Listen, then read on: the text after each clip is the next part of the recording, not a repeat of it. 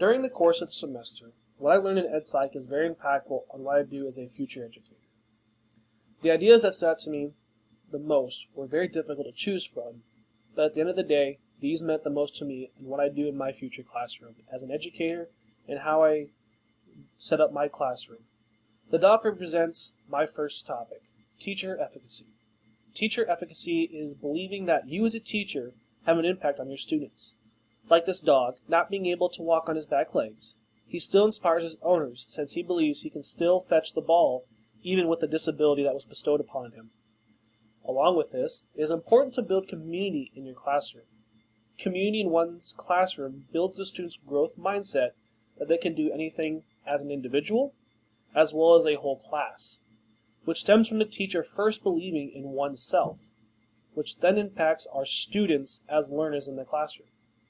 As a teacher, it is okay to feel nervous. It shows you care. As a teacher, it can be a lot of pressure to believe that you are going to take anywhere from 25 to 30 students and change their life over a course of a school year. This then leads to my next topic of Brenfenberner's ecological approach. The ecological approach has different levels that can have an impact on a student's life.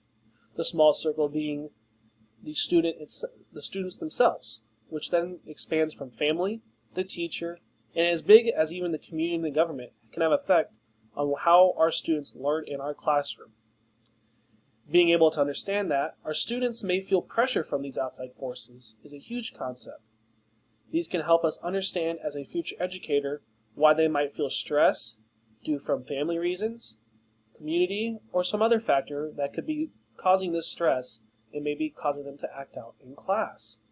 This is why as a teacher it is important to be there for your students and have an open door. Students spend most of their childhood with a teacher in school than they do their own parents at home. So it is very crucial to build these connections with your students so they feel safe in your classroom and are able to learn without these stressful factors. If our student is upset or show any signs of distress, wait until after class or then outside of the classroom to have a quiet chat. Sometimes all students need is to get the pressure off their chest to get back in their own learning zone. When students are having fun, it makes learning fun. When kids have fun learning, it boosts their social and cognitive skills amongst their peers and other people they may interact with.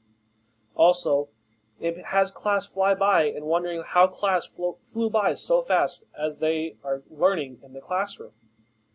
Talking about the brain, children can learn new material by using old schema or prior knowledge to connect what they're learning to what they already know.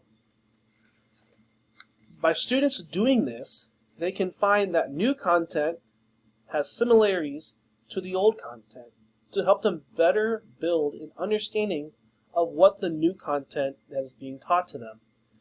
This can apply to all students in all age groups when learning, but more can be physically seen at the younger stage, especially a young kindergartner who is learning to write their letters for the first time, which ties in with ZPD, or Zone of Proximal Development.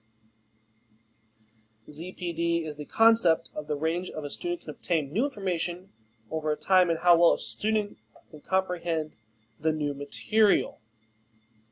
Like this bridge. The bridge is the way a student is learning to learn with the guidance of a teacher.